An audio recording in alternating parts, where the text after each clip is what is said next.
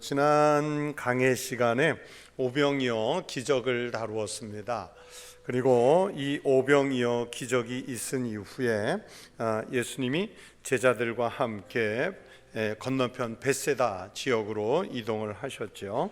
그래서 45절에 보면 예수께서 즉시 제자들을 재촉하사 자기가 무리를 보내는 동안에 배 타고 앞서 건너편 벳세다로 가게 하시고, 이 과정에 있는 말씀이 오늘 본문 45절부터 52절의 그 한밤에 새벽녘에 바다에서 있었던 이야기를 다루는 것입니다. 그런데 여기 본문에 보니까 즉시 제자들을 재촉하사 그랬어요. 여러분, 왜 즉시? 그러면서 그냥 가라고 하면 될 텐데 왜 예수님은 제자들을 재촉해서 건너가게 하셨을까? 바다를 왜 빨리 건너가게 하셨을까? 좀 생각해 볼 필요가 있습니다. 본문에는 이에 대한 설명이 없지만 요한복음 6장 15절 말씀을 참고해 볼만 합니다. 그러므로 예수께서 그들이 와서 자기를 억지로 붙들어 임금으로 삼으려는 줄 아시고 다시 혼자 산으로 가시니라. 여러분, 무리들이 왜 예수님을 붙잡아서 억지로 예수님을 임금 삼으려고 했을까요?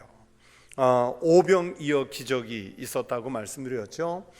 그러면서 지난주 오병이어 이적에 대해 말씀드릴 때 왜 네 복음서에 이 기적만 유일하게 기록됐는지를 설명을 드렸습니다. 그러니까 그 당시에 사람들은 지금 로마 제국의 식민지란 말이에요. 정치적인 압박을 당하고 세금을 수탈당하고 자기들의 권리를 제대로 온전히 보존받지 못하는 그런 상황인데, 늘 배고픈 민족인데, 배고픈 시대고 배고픈 상황인데, 예수님께서 이 엄청나게 많은 사람들을 한 방에, 정말 말 그대로 보면 한 방에 먹을 것을 싹 해결했단 말이에요. 그러면 저분이야말로 우리의 필요한 모든 것을 다 공급해 주실 수 있는 분이다. 저분이 임금이 되시면 오늘 우리가 시대적으로 안고 있는, 상황적으로 안고 있는 이 모든 문제를 저분이 해결하실 수 있겠다. 아마 군중들에게는 그런 마음이 있었을 거예요. 저는 이것을 어떤 말로 표현하고 싶냐면 한마디로 배가 불렀다. 그렇죠? 배가 매우 고픈 상태에서 예수님께서 2만여 명이 넘는 사람을 한 번에 배부르게 만들어 주셨기 때문에 이 배가 부른 이 군중들이 예수님을 임금 삼으려고 하는 그런 시도를 했단 말입니다. 여러분, 사람들이 왜 종교를 가질까요? 여러분들은 지금 내가 예수 그리스도를 신실하게 거룩하게 잘 믿고 이런 차원이 아니라 종교적인 면에서 보면 기독교라는 종교를 가지고 여러분들이 종교 생활을 하지 않습니까? 여러분, 종교를 왜 가지셨습니까? 사람들이 종교를 왜 가질까요? 여러분, 인류 역사에서 대부분 종교를 갖는 제일 큰 이유는요, 기복적입니다. 다시 말하면 나에게 복이 오기를 바라는 면에서 그 종교를 갖는 거예요. 물질 욕구의 충족, 또는 건강의 그 복을 위해서, 아니면 출세하고 싶은, 아니면 자녀, 자식, 후손들이 좀 잘 됐으면 하는 이런 문제들 때문에, 즉 기복적인 문제들 때문에 종교를 택하는 경우가 많습니다. 당연히 살아가는데 필요하죠. 물질 없어서는 안 되지 않습니까? 또 자기의 학력과 나이와 시대적 상황에 맞게 출세해야죠. 신분 상승해야죠. 승진해야죠. 또 자녀들 잘 돼야죠. 후손들 잘 돼야죠. 또 그러면서 사는 날 동안은 아무튼 건강하게 좀 장수해서 살면 좋지 않겠습니까? 다 필요한 일이에요. 꼭 나쁘다고 할 수는 없지만 반드시 필요한 일들입니다. 대부분이 종교를 갖는 큰 목적이 바로 거기에 있습니다. 내가 갖는 종교를 통해서 공의를 세워보겠다, 정의를 실현해 보겠다, 사람들에게 선의를 좀 베풀어 보겠다, 이런 의도, 이런 것을 이루려는 의도는 잘 없습니다. 여러분, 산신령에게 아니면 어떤 특정한 그 누군지 모르지만 신선에게 정한수 떠놓고 비는 사람이 내가 새벽마다 정한수 떠놓고 비는 것 때문에 나라가 좀 평안해졌으면 좋겠습니다. 사람들의 심령 속에 평안이 왔으면 좋겠습니다. 핵무기 없는 시대가 됐으면 좋겠습니다. 이 땅에 천지 창조된 피조물들이 좀 깨끗했으면 좋겠습니다. 뭐 그런 것 가지고 기도할까요? 여러분, 우리 윗세대 어른들이 정한수 떠놓고 기도하던 내용이 다만 자리만 바뀐 거예요. 그게 교회냐, 그게 성당이냐, 그게 절간이냐, 그게 어디냐, 이 어떤 종교 시설로 바뀌었을 뿐이지 정한수 떠놓고 기도하던 그 내용을 오늘 교회 안에서 그대로 한단 말이에요. 여러분의 신앙, 여러분의 기도의 내용들을 한번 살펴보세요. 우리가 기복적인 신앙을 완전히 버릴 수는 없겠지만 그러나 좀 차원이 달라야 하지 않겠습니까? 말씀드린 대로 오병이어 기적의 현장에 있었던 무리들은 예수님을 통해서 물질적인 욕구, 현재적인 만족 이런 것들을 얻을 줄 알았어요. 보십시오. 예수님이 지금 훈련시키고 있는 제자들 중에도 예수님의 나라가 이루어지면 우리를 좌편에, 우리를 우편에, 또 먼저 예수님께 청탁하지 못한 사람들은 먼저 청탁한 사람들에게 화를 내는 그런 현상들이 성경 속에 있잖아요. 여러분, 예수님께서 우리들의 어떤 물질적인 욕구, 현재적인 만족 이런 것을 주시려고 오신 것은 아니거든요. 바로 이것에 대한 시험이 예수님 광야에서의 세 가지 시험입니다. 물질적인, 경제적인 시험, 정치적인 시험, 사람들에게 칭송을 받는 시험 이런 걸 요구받았잖아요. 아마 예수님께서 광야에서 받았던 그 세 가지 시험을 마귀가 요구한 대로 다 해냈다면 훨씬 더 메시아 노릇하기 쉬우셨을 거예요. 사람들이 얼마나 많이 따랐을까요? 사람들이 얼마나 떠받들고 존경했을까요? 그런데 예수님은 하지 않으셨어요.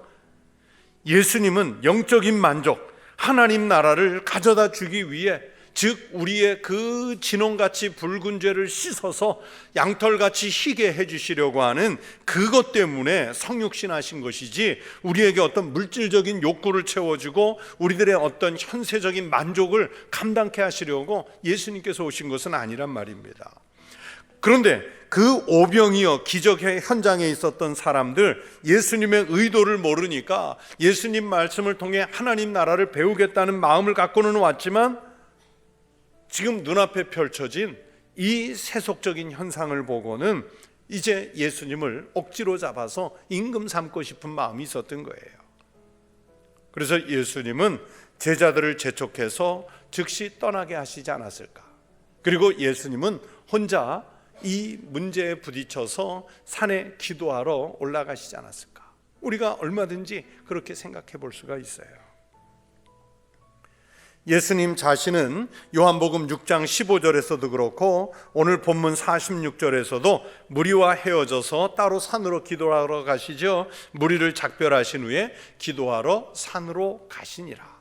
기도하러 가셨어요. 예수님 한참 기도하시고 기도 중에 이제 호수의 한복판을 보니까요, 바람이 막 거칠게 일어나요. 그런데 예수님의 능력으로 보니 제자들이 아주 힘겹게 노를 저으면서 지금 그 호수 한복판에서 헤매고 있어요. 48절에 제자들이 힘겹게 노 젓는 것을 보시고 그랬죠. 여러분, 예수님은 그 장면을 보고 걸어서 제자들이 있는 곳으로 가시는 겁니다. 제자들에게 가시는 거예요. 그런데 예수님의 뜻과 달리 자, 이런 상황에서 제자들의 반응은 어땠을까요?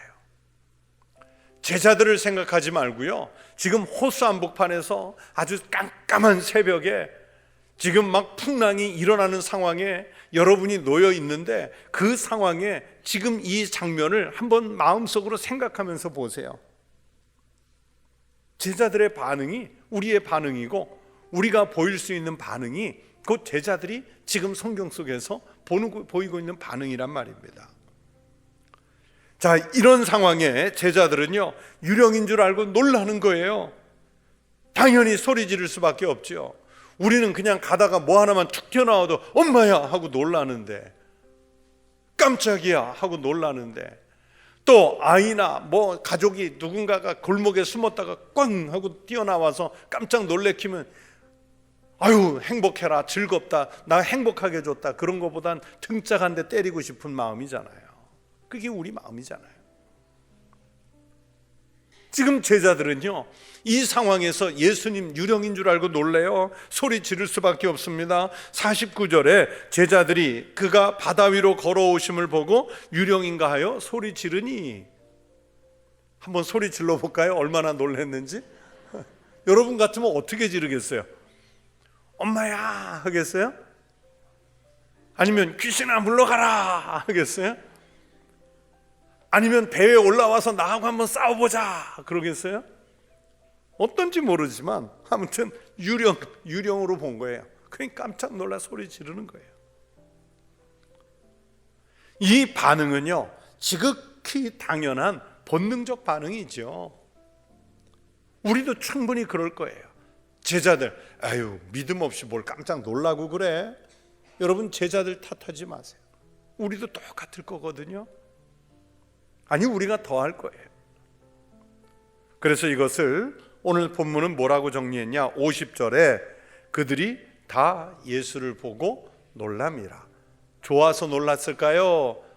무서워서 놀랐을까요? 이건 무서워서 놀란 거예요. 무서워서. 그렇게 무서워하고 있는 상황에서 예수님이 제자들을 안심시키지요.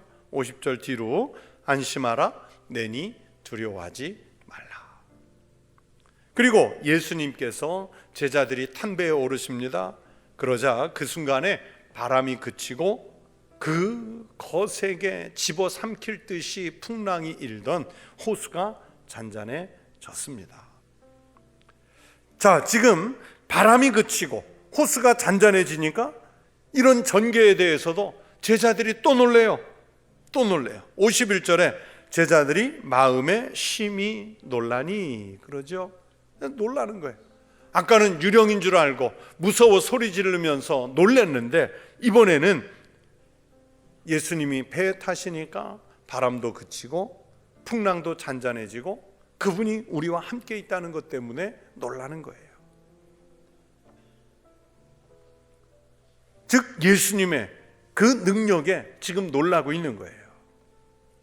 무리를 걸으시고 바람과 바다를 잔잔하게 하셨다는 것은 이 자연조차도 창조주이신 하나님께서 지배하신다. 그런데 예수님이 하나님 자신이시기 때문에 창조주로서 이 자연을 지배하시는 권능을 지금 이 성경이 표현하고 있는 말씀입니다. 여러분, 우리가 인생을 살면서요, 삶의 자리에 감당하기 어려운 풍랑이 일어날 때가 있어요. 잠을 자도 잠자는 것 같지 않고, 먹어도 입맛이 없고, 또 평안을 유지하려고 평정심을 찾아보려고 해도 이 가슴 속에서 막 일어나는 질풍노도 같은 이런 풍랑이 있을 때가 있어요. 나의 힘과 나의 능력으로는 도무지 어떻게 해볼 수 없는, 정말 밑도 끝도 없이 그냥 나락으로 빠져들어가는 것 같은 이런 해결할 수 없는 그런 상황에 우리가 놓일 때가 있단 말입니다. 그러면 그때 우리는 두려움으로 놀라지요. 당황합니다. 내가 이 자리에서 어떻게 해야 될까? 무엇을 해야 될까?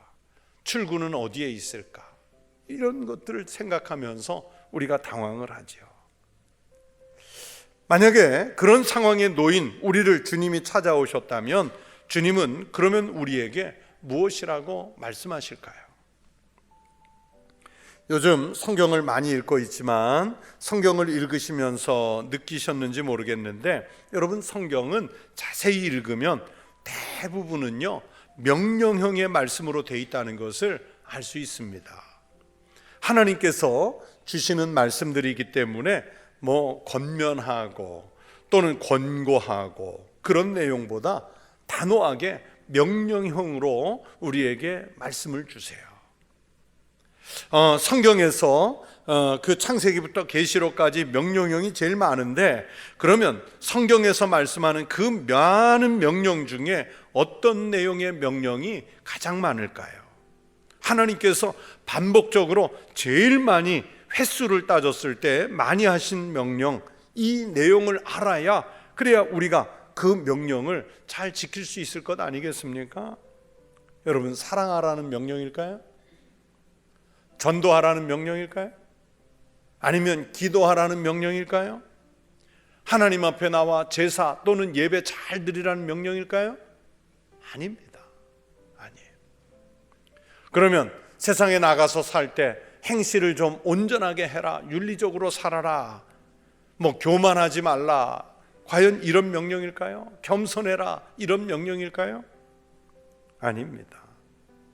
물론 다 등장하는 명령이죠. 사랑하라는 명령, 복음 전도하라는 명령, 제사 잘 드리라는 명령, 행실 온전하게 하라는 명령, 교만하지 말라는 명령, 또 겸손하라는 명령, 다 있는 명령이에요.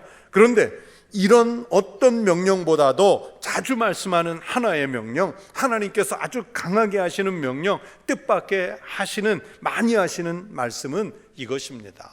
두려워하지 말라. 두려워하지 말라. 성경 속에서 이와 비슷한 말씀을 다 모아보면요, 두려워하지 말라, 놀라지 말라, 강하고 담대하라, 하나님을 신뢰하라, 안심하라, 이런 명령들을 성경 내내 반복하세요. 하나님은 왜 이렇게 우리에게 두려워하지 말라고 자주 명령하실까? 왜 안심하라고 그렇게 자주 명령하실까? 여러분, 두려움이라고 하는 게 이게 악은 아니잖아요. 여러분, 두려움이 죄입니까? 두려움을 우리가 완전히 떨쳐내야만 그리스도인입니까? 그건 아니거든요. 이 두려움이라는 게 심각한 악도 아니고 영혼을 죽이는 죄의 목록에 포함된 것도 아닙니다. 두려워한다는 이유 때문에 벌을 받을 사람 없습니다. 살면서 이런저런 이유들 때문에 두려워하는 사람이 얼마나 많은가. 엄청난 자연재해나 사고의 현장을 목격하면서 그런 장면을 보고 두렵지 않을 사람이 여러분 얼마나 되겠습니까? 그런 거 보면 다 두려워요. 무섭단 말이에요. 내가 전혀 예기치 못한 어떤 특정한 상황이 되면 우리가 두려울 때가 있어요. 두려움은요, 여러분 누구에게나 찾아올 수 있는 심리적 요인이죠. 그렇기 때문에 두려워한다고 해서 그게 악도 아니고, 두려워한다고 해서 그게 죄도 아닙니다. 그런데 왜 하나님은 다른 어떤 말씀보다도 더 많이 두려워하지 말라고 말씀하실까요? 하나님이 우리에게 두려워하지 말라고 그렇게 많이 말씀하시는 이유는, 여러분 우리 인간이 하나님의 명령을 거부하려는 유혹을 받지 않습니까? 그 첫 번째 이유가 바로 두려움 때문이라고 봅니다. 돈에 대한 두려움 때문에 하나님을 떠나요. 성공에 대한 두려움 때문에 하나님을 신뢰하지 못해요.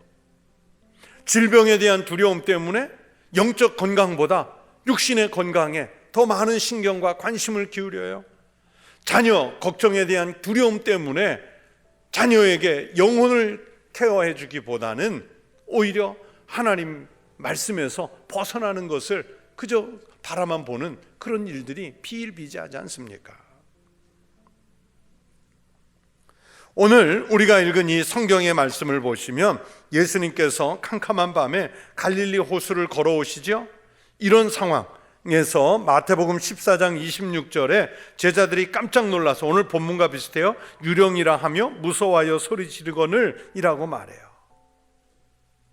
사람이 무리를 걸어온 것, 이 자체가 상상이 안 되죠. 우리 같으면 안 놀라겠습니까? 아주 캄캄한 깊은 밤에 풍랑이 일어나고 있는 이 갈릴리 호수에서 사람의 형상이 내 맞은편에서 걸어온단 말이에요. 귀신이나 유령이 아니고서는 상상할 수 없는 일이 지금 자기들 눈앞에서 벌어지고 있는 거예요. 그런데 이 대목에서 제자들이 두려워하는 이유는 그러면서 제자들이 잠깐 잊었던 사실은 뭐냐면, 오늘 성경이 말씀하는 의도는 뭐냐면, 예수님이 하나님이시라는 사실을 그들이 잊었다는 거예요. 천지를 창조하시고 우주를 운행하시는 하나님이시라는 것을 제자들이 잊은 거예요. 그래서 오늘 본문 52절에서 바로 그걸 지적하지 않습니까? 이는 그들이 그 떡 떼시던 일을 깨닫지 못하고 도리어 그 마음이 둔하여졌음이로라. 오병이어의 기적도요, 결국 창조주께서 이루신 권능이고요, 지금 무리를 걸어오심도 전능하신 하나님의 모습이시지요. 그걸 제자들이 깨닫지 못하고 마음이 둔하여졌다. 즉 예수님을 하나님으로 알아보지 못했기 때문에 영적으로 지금 둔해진 그들을 말씀하는 거예요. 그런 제자들을 향해서 예수님께서 50절에 안심하라, 내니 두려워하지 말라. 제자들은 반신반의했지만 정말 정신을 조금 차리고 보니까 지금 배 위에 올라와 있는 분이 예수님 맞아요. 우리가 따르던 선생님 맞아요. 그러면서 이제 비로소 안심하게 되지요. 로이드 오길비라고 하는 신학자는요, 성경에 두려워하지 말라, 아까 제가 제일 많다고 그랬죠. 두려워하지 말라는 말씀이 총 366번 등장한다고 이 오길비 목사가 분석을 했어요. 물론 우리말 성경이 아니라 영어 번역본을 가지고 보신 거겠지만은, 그러나 그 숫자가 참 절묘해요. 여러분 1년이 며칠이에요?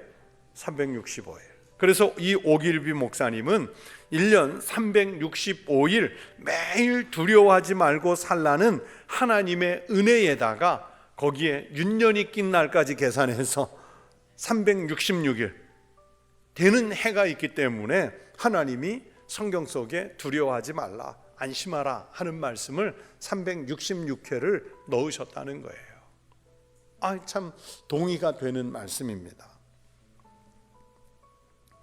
루마니아에 차우세스크 대통령이 있을 때 김일성과 제일 친한 사람이 차우세스크였잖아요. 이 차우세스크 공산 치하에서 기독교가 어마어마한 핍박을 받았는데, 그때 이 공산 치하에서 14년 동안 수감이 됐던 리처드 범브란트, 우리나라 기독교인들에게는 하나님의 지하운동이라는 책으로 꽤 알려진 목사님이에요. 이 리처드 범브란트 목사님도요, 책에서 같은 내용을 말씀하세요. 이 리처드 범브란트 목사님은요, 고문을 당하면서도 그리스도인으로서 옥중에 있든 옥 밖에 있든 항상 끊임없이 복음을 전했습니다. 풀려나려고 예수님을 부인하지도 않았어요. 여러분 이 리처드 범브란트 목사님의 하나님의 지하운동 책을 보면요, 그 고문의 방법이요 정말 잔인해요.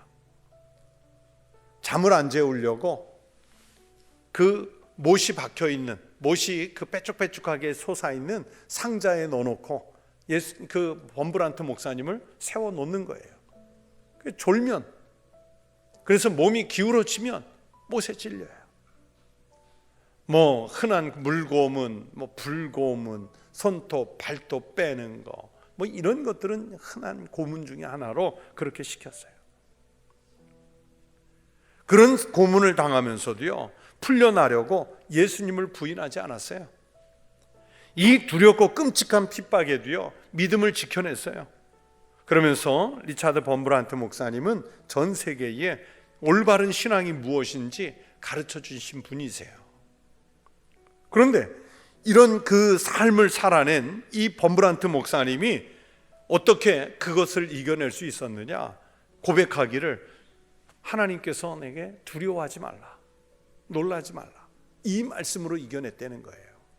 그러면서 이분도 성경에 읽으면 하나님은 매일 하나님이 건망증이 있으셔서 잊어버리고 한 말 또 하시고 잊어버리고 한 말 또 하시고 그러신 것이 아니라, 우리를 매일 매 순간 그 두려움을 이겨내고 극복하게 하시기 위해서 그 말씀을 주셨고, 자기가 그 지하 감옥에서 이겨낼 수 있었다는 것을 고백을 하세요. 우리말 성경에는 몇 번이 나오는지 세본 자료가 없는데 이번에 통독하는 분들이 한번 찾아보세요. 창세기부터 계시록까지 찾아서 몇 회가 나오는지 세 가지고 알려주시면 제가 다음번 설교 때 우리 교인이 세어봤더니 몇 회더라. 우리도 아마 비슷한 숫자가 나오지 않을까 여겨집니다.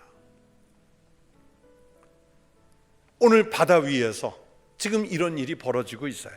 그런 본문의 이 말씀을 통해서 하나님은 우리에게 이런 신앙을 가르쳐 주시고 싶으셨던 거지요. 첫 번째는 예수 그리스도는 우리들의 예상이나 우리들의 기대나 이런 것들을 초월해서 구원이나 도움의 손길을 베푸시는 우리 주님이신 줄로 믿습니다.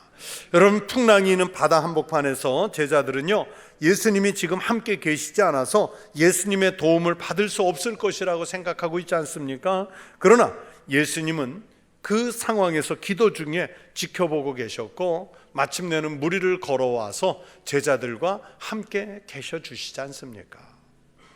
아무도 나를 도와주지 않는다며 절망적인 상황을 맞이했을 때, 여러분 자포자기하고 싶을 때, 그때가 바로 주님이 우리와 함께 하시는 시간인 줄로 믿습니다.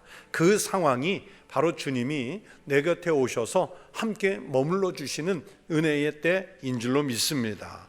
그렇게 주님은 우리의 모든 형편과 처지를 우리 자신보다 더 잘 알고 계십니다.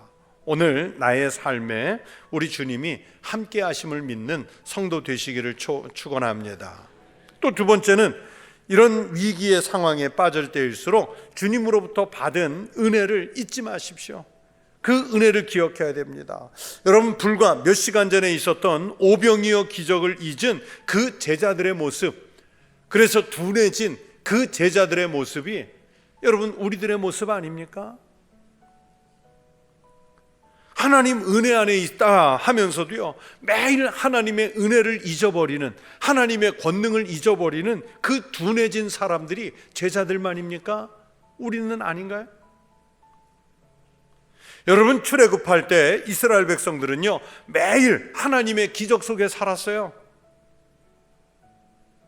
전혀 농사 지을 수 없는 사막, 돌, 광야 이런 곳에서 주님이 매일 먹을 양만큼의 만나를 내려주시잖아요.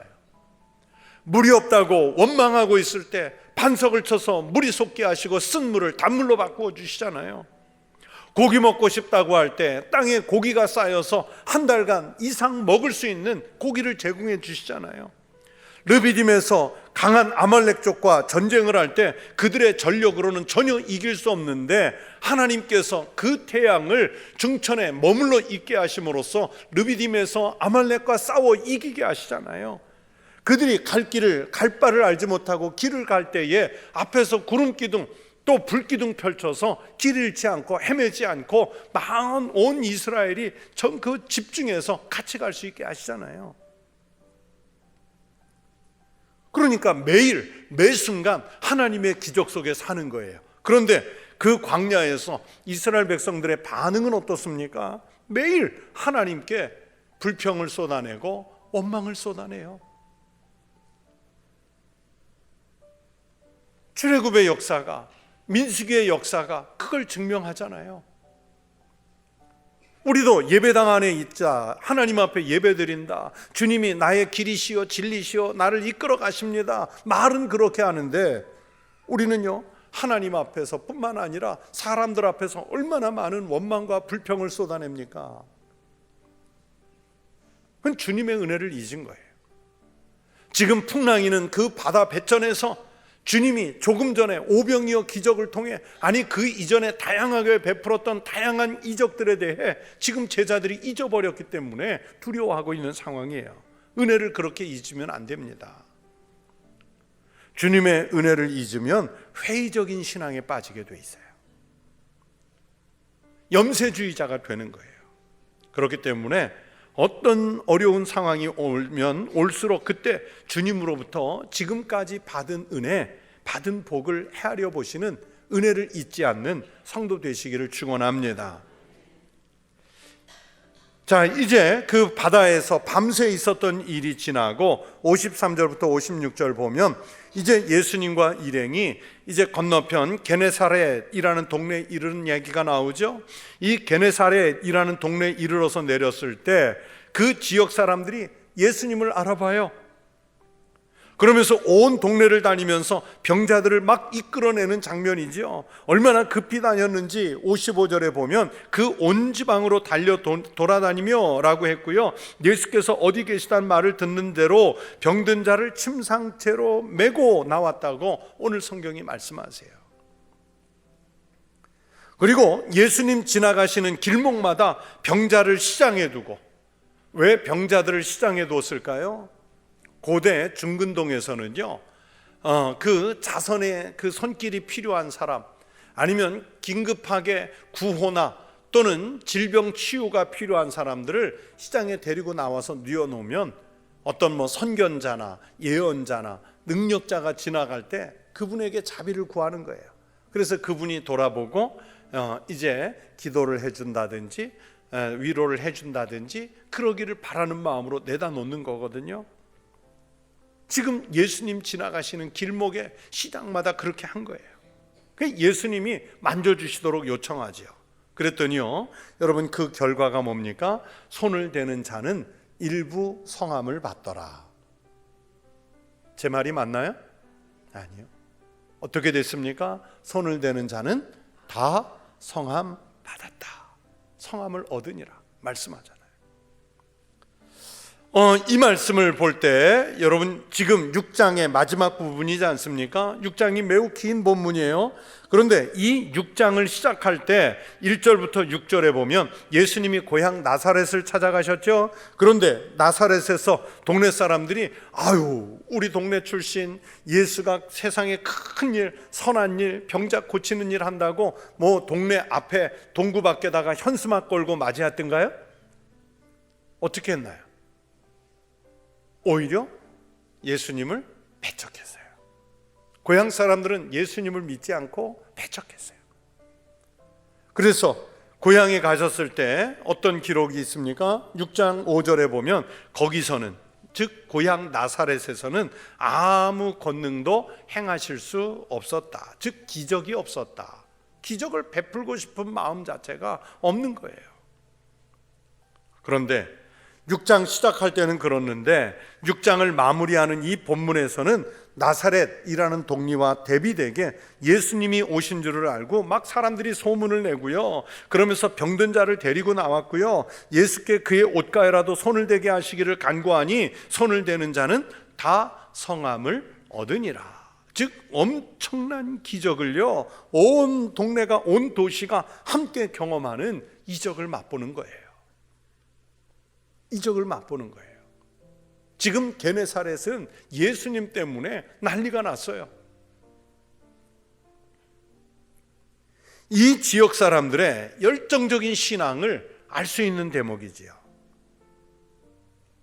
여러분, 예수님은 앞에 시작할 때 말씀드렸지만 왜 오셨는지 말씀드렸잖아요. 우리의 영혼을, 동시에 우리의 몸을 함께 고치시는 주님으로 오신 줄로 믿습니다. 그러니까 전인적으로 고치려 오신 것이지 몸의 병만 고쳐주러, 아니면 정신만 고쳐주러 오신 게 아니에요. 그렇게 우리 주님은 전인적인 치유와 회복을 주시는 이분으로 오시는 거예요. 이게 은혜인 거죠. 은혜인 거예요. 그래서 성도는요, 그리스도인은 자기 자신의 믿음만으로만 만족하는 것이 아니라 내가 믿음을 갖고 구원의 확신이 있으면 다른 사람을 주님 앞으로 이끌어 와서 구원받도록 할 책임이 있습니다. 여러분, 중풍병 걸렸던 친구를 위해서 데리고 나와서 지붕을 뜯어 들것에 매달려 예수님 앞으로 내려보냈던 그 친구들의 모습이 어쩌면 환자들을 침상째로 메고 나와 예수님 지나가시는 길목마다 누웠던 이 게네사렛 지방 사람들의 모습 아니겠습니까? 또 게네사렛 지방 사람들의 이 모습이 중풍병자를 천장에서 뜯고 내려보냈던 그 친구들의 모습 아니겠습니까? 게네사렛 주민들이 지금 그렇게 하고 있어요. 뭐 수십 년 전이지만 군대를 처음 들어가 이제 훈련소에 처음 들어갔는데요, 첫 주일을 맞았어요. 첫 주일을 맞았는데 주일날인데 마음이 불안한 거예요. 훈련소에서 예배는 드릴 수 있게 해주려나, 또 예배를 드리러 가면 하나님이 어떤 은혜와 감동을 줄까. 뭐 청년 신학생이니까 얼마나 예배가 사모했겠어요. 그런데 이제 그 방송이 나오는 거예요. 방송이 나오는데 좀 방송으로 선한 말을 좀 쓰시지. 우리 교관께서 예수 환자 3열 종대, 마리아 환자 2열 종대, 부처 환자 3열 종대 집합 그러는 거예요.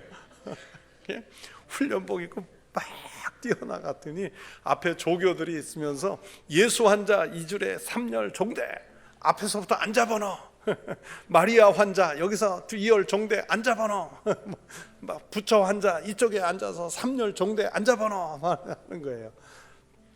저는 어디에 앉았을까요? 예수 환자. 그런데 저는 그 분류가 진짜 마음에 들었어요.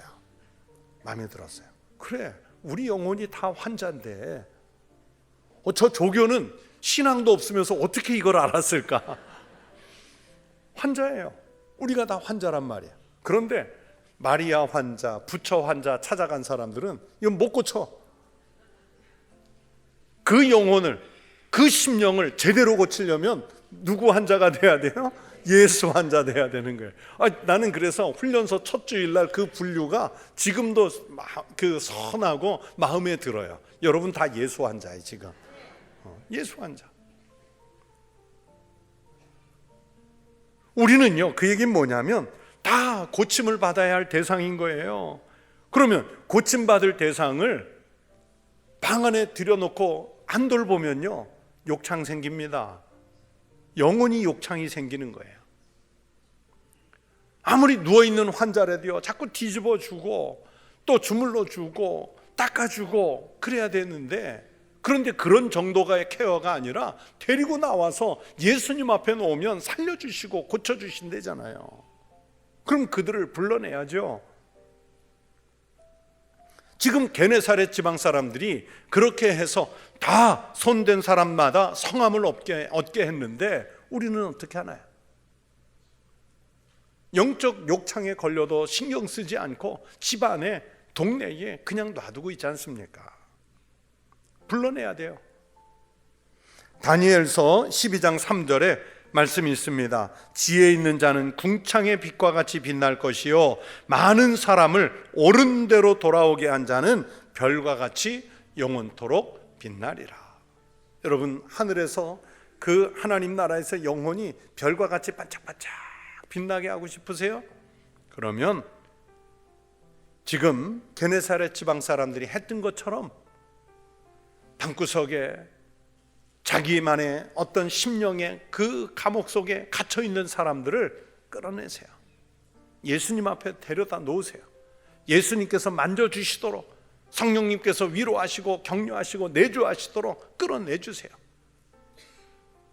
그러면 예수님이 손을 대시면 다 성함을 얻게 될 줄로 믿습니다. 이 구원의 역사가 우리 가운데 있기를 축원합니다. 하늘의 상급과 별과 같이 빛날 수 있는 복을 위해서라면 생명을 살리는 일을 하는 우리 믿음의 성도들 되시기를 축복합니다.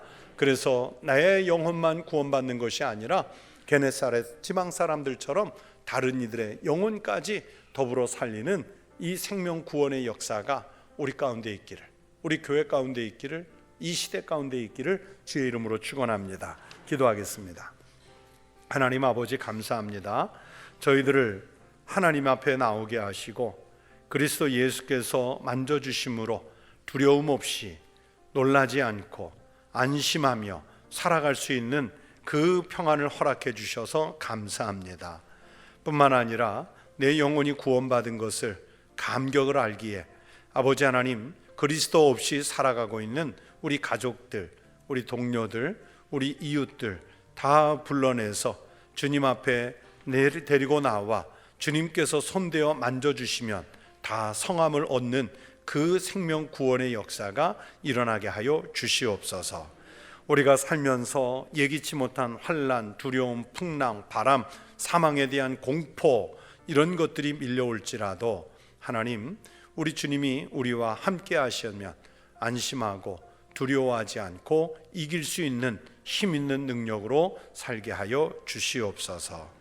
우리 성도들이 말씀을 통해 받은 은혜 가지고 하나님께 영광, 세상에서는 빛된 삶을 살게 하여 주시옵소서. 이 시간 주님께 11조의 예물을 드리고 감사의 예물, 선교의 예물을 드린 손들이 있습니다. 이 손에 축복하시고 이 거룩한 예물이 쓰이는 곳에서 생명을 구원하는 역사가 일어나게 하여 주시옵소서. 감사하며 예수님 이름으로 기도드리옵나이다. 아멘.